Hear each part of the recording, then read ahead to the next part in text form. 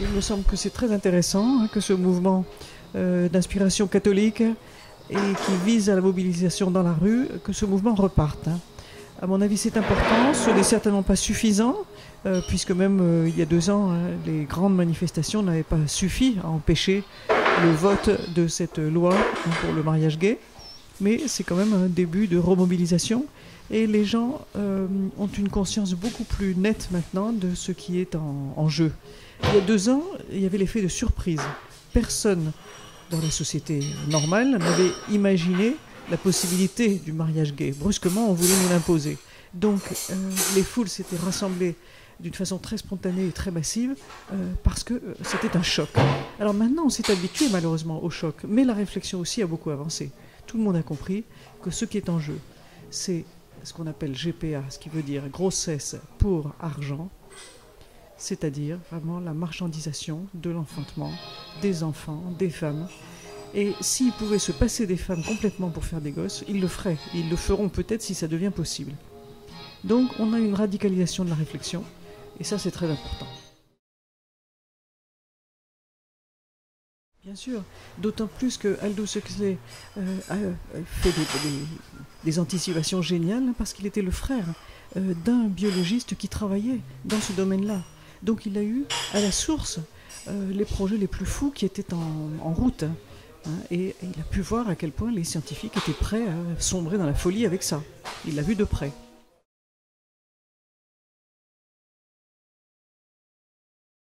Alors, je considère qu'il s'agit juste de business, qu'il faut comprendre la logique des businessmen qui sont à l'origine de tout ça. Ils savent qu'il faut commencer par une campagne de publicité qui amadoue le public, que le public voit son intérêt dans quelque chose. Donc première campagne, le mariage gay présenté comme mariage pour tous, augmentation de la liberté et de l'égalité. Bon, ce qui paraît idéaliste, gentil, et ça mange pas de pain si on peut dire. Ensuite, deuxième étape, on va passer donc à la fabrication du produit. Et pour que le produit mérite d'être fabriqué, il faut qu'on soit sûr d'avoir une grosse clientèle. C'est pour ça qu'on a besoin d'intoxiquer les homosexuels avec cette histoire. Donc mariage gay, première étape dans la campagne publicitaire pour faire accepter d'autres choses. Et première étape aussi du point de vue juridique. Parce que c'est la seule façon de faire que n'importe qui puisse se commander un enfant. Donc maintenant, des tas de gens, dont les instances internationales, c'est ça qui est le plus remarquable, c'est que tout cela commence à des niveaux internationaux et ensuite on essaye d'obliger chaque pays à rentrer dans le moule. Ils en sont tous là maintenant à une pure logique de marché.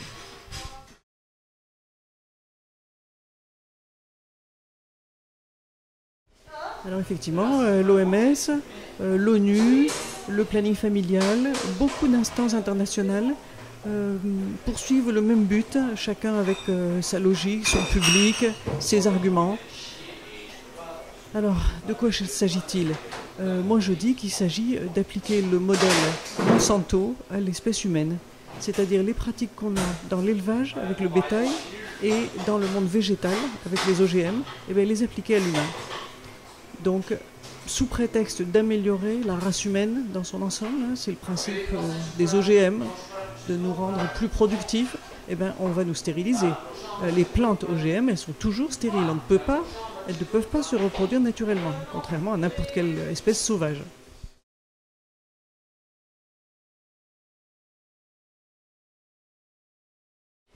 Alors, si, les gens commencent à le comprendre. J'ai été un peu déçu à la Manif pour tous parce que les discours évitaient, contournaient cet aspect financier des choses et commercial. Mais les gens l'ont compris quand même. Le mot d'ordre diffusé par Farida Belgoul, GPA égale grossesse pour argent, j'avais une pancarte qui le disait en grosses lettres, mais tout le monde le comprend et tout le monde dit, mais évidemment, c'est ça et ce n'est pas autre chose. Donc, non, ça devient de plus en plus clair pour tout le monde.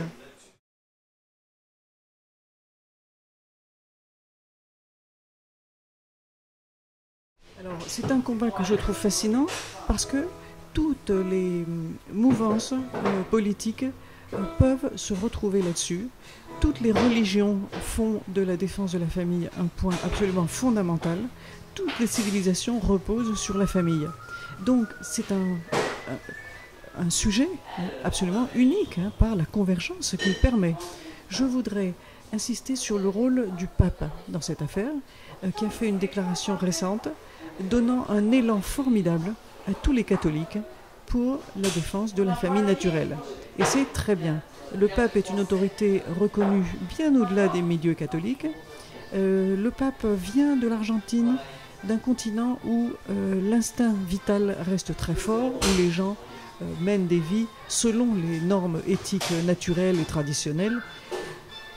Un pape européen aurait déjà été contaminé par le nihilisme terrible qui nous stérilise, qui stérilise notre pensée, et n'aurait pas su frapper aussi fort. Il joue un rôle formidable aussi pour essayer d'apaiser les conflits, par exemple en Syrie en ce moment, pour essayer de bâtir un front uni entre les religions avec tous ces rapprochements avec l'islam et avec les orthodoxes.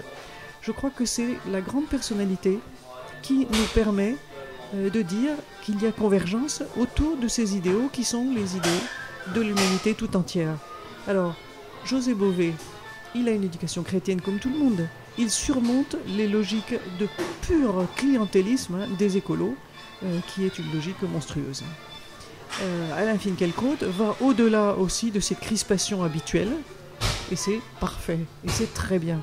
Simone Veil, qui est une mère de famille, qui, quand elle a implanté la loi pour l'avortement, n'aurait jamais imaginé que ça deviendrait de l'avortement de confort, une chose atroce, une chose typique des sociétés trop riches et complètement pourries de l'intérieur, qui n'ont plus aucun respect de la vie humaine, de la parole donnée, de la fidélité, enfin de rien. Simone Veil aussi est consternée. Et c'est très bien que ces grandes voix arrivent à une concordance sur des sujets aussi fondamentaux.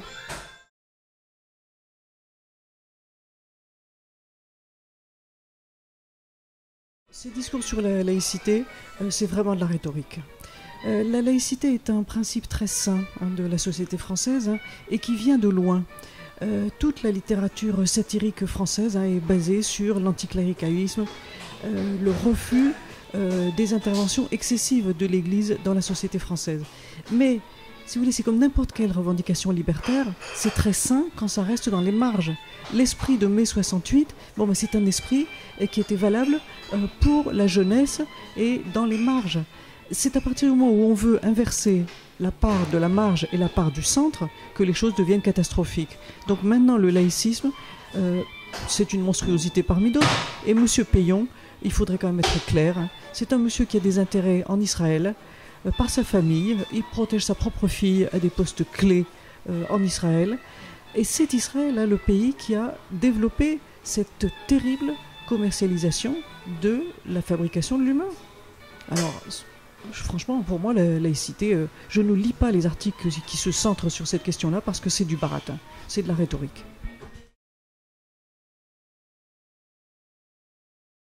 Israël connaît un problème de natalité extrêmement grave.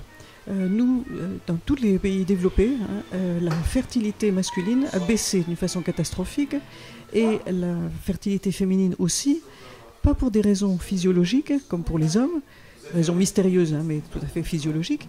Pour les femmes, le fait est que comme elles ne veulent plus avoir d'enfants avant 30 ans, 35 ans ou 40 ans et qu'elles ont déjà eu toutes sortes de manipulations de leur appareil reproducteur, ça marche de moins en moins bien. Bon. Alors Israël a ce problème aggravé par rapport à nos sociétés européennes. Donc Israël investit énormément dans la biotechnologie, la recherche, pour fabriquer des enfants juifs artificiels. C'est aussi simple que ça. Et puis Israël est un pays qui a une ambition, pas seulement biotechnologie de pointe, mais aussi la diffusion commerciale de son savoir-faire. Israël est un pays pionnier aussi pour ce qui est de la chirurgie esthétique, pour ce qui est de la greffe d'organes. Et tout le monde sait qu'il y a d'énormes trafics de ces côtés-là, des tas de choses abominables. Elles sont dénoncées même dans la presse israélienne. Qu'est-ce que vous voulez, les gangsters de la fabrication de bébés, ce sont des gens qui héritent du savoir-faire des gangsters de la prostitution, qui est une très vieille activité juive. C'est très connu, c'est très reconnu. Ça ne veut pas dire que tous les juifs fassent de la prostitution. Mais la pornographie est aussi un des domaines où les Israéliens sont très performants. Qu'est-ce que vous voulez, tous ces domaines-là sont liés. Donc vous avez une activité à l'exportation, une activité donc dans les secteurs de pointe de la recherche.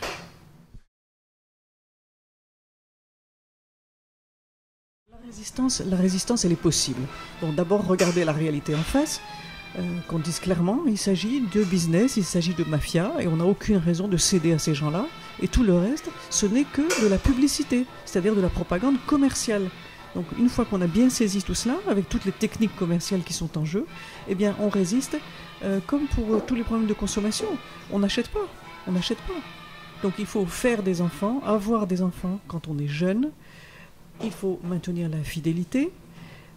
Quand on est jeune, ça va de soi, parce qu'on s'investit complètement dans son premier amour, alors qu'après, eh ben, au contraire, justement, on a brisé beaucoup de choses, on a perdu beaucoup d'illusions, donc on se met à faire n'importe quoi, et c'est la société qui périclite. Hein. Tous les idéaux partent à la trappe si on laisse passer l'étape de la jeunesse, où on est plein de générosité, d'enthousiasme, d'idéalisme, et donc de créativité. Voilà. Et alors, bien sûr, pour les gens plus âgés, nous avons un rôle à jouer, c'est le rôle des grands-parents, pour que les jeunes puissent accomplir leur vocation de jeunes, cette vocation de faire renaître la vie à chaque génération, eh bien, il faut absolument partager toutes les tâches. Les pauvres jeunes sont obligés de travailler comme des esclaves, hommes et femmes, pratiquement 24 heures sur 24. Ils ne peuvent plus se désinvestir du monde du travail. Ils sont acculés, ils sont toujours au bord de la misère.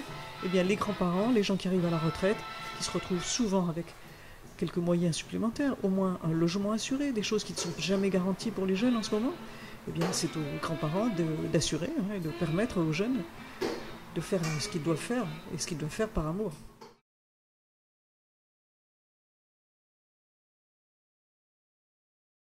Je voudrais ajouter quelque chose.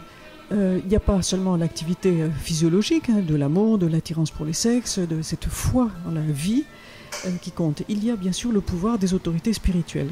En France, on a deux autorités spirituelles qui sont un peu concurrentes, hein, l'autorité spirituelle catholique et musulmane.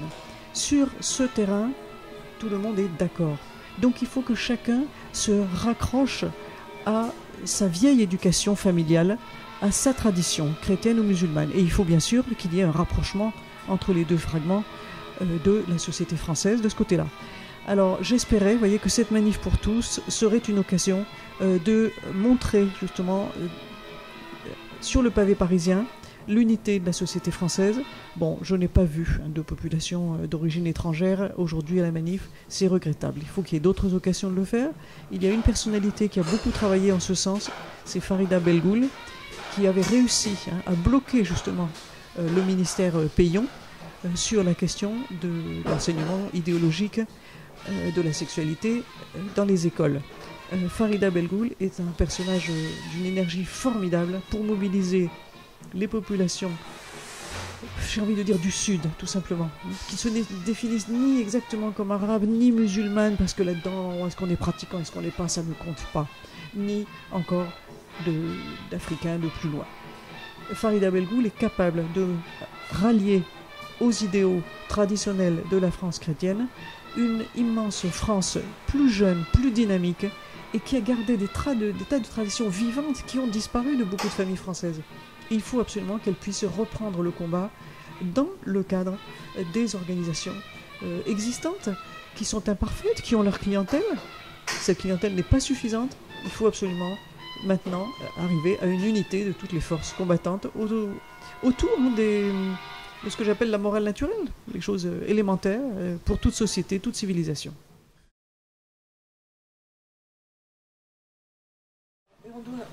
On se doit même tellement de respect et de fraternité qu'il faut rappeler que Farida Belgoul est victime d'un procès, un procès politique, parce qu'elle avait réussi justement à mobiliser les parents contre la théorie du genre à l'école.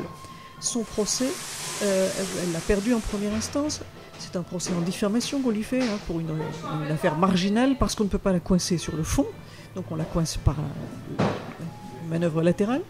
Elle passe en appel. Oui, elle passe en appel au tribunal de Orléans au mois de décembre.